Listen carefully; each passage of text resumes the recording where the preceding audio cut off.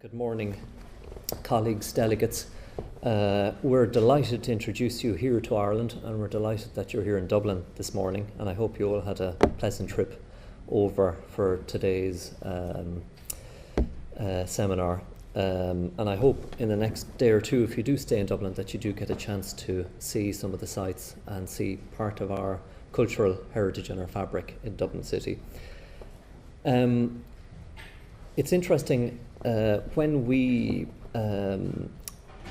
decided to get involved in the Joint Programming Initiative as a country, which was introduced by the European Commission, I believe in July 2008, it was an interesting time to decide what is it that we wanted to achieve or develop. Cultural heritage, given other programmes in Ireland at the time on agriculture, on energy, quite often politicians will ask you, what is it we're going to look at in terms of cultural heritage? And I suppose it tasked us with actually demonstrating the importance of what cultural heritage provides to national and local economies, and indeed the economy across Europe.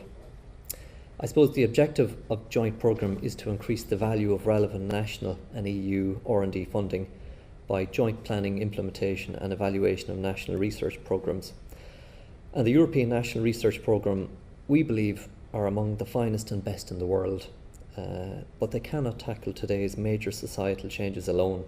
Historically, the primary research focus has been on what has been described as the big or major questions. And those I mentioned might have been climate change, energy and food supply, healthy ageing of citizens.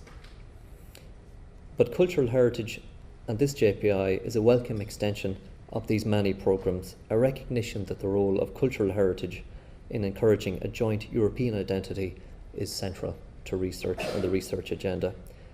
In many ways, it is the fourth pillar in terms of understanding research in general. There have been a number of important achievements. Number one, the development of a strategic research agenda with its key themes: developing a reflective society, connecting people with heritage, creating knowledge, and safeguarding our cultural heritage resource. And of course, the input from the various national consultation panels was particularly important in the formulation of that agenda. So that they were the tools that obviously, as we discovered, helped that the overall umbrella or the strategic research agenda. The creation of a national and international heritage research community concretely through some of the projects will be presented here today, and we are all looking forward to seeing the fruits of the labour of some of these ideas that we've been lucky enough to be party to in the discussion during the steering committees on behalf of the Heritage Council and indeed the Governing Board. And obviously tools like the Heritage Portal website, which again we were delighted to be able to assist by our colleagues in the Heritage Council to use it as a crossroads or basically a hub that could share information and disseminate it across all the users and the wider research agenda. I think in terms of Ireland as a small country with very limited funding for research, we see Ireland's involvement in JPI as very, very important. It gives us an opportunity to be involved with the wider European research community, but also that we can, I suppose to use the words on the Heritage Portal, join a connected community. And that's really what it's about. It's about being connected, not working in isolation and pooling resources. But it also means we all have access to an ever-growing knowledge base.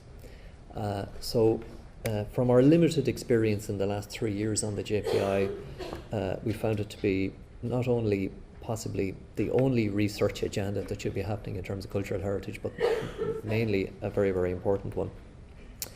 I suppose just before I finish, and quite often I'm a civil servant, I'm an architect by training, and when you have to describe cultural heritage or built heritage issues to either elected members or municipality mayors, anecdotes are very important. And I suppose having trained as an architect, I suppose the first things you learn are how to keep something standing up, because quite often you recognise very quickly when something doesn't stand up or won't stand up.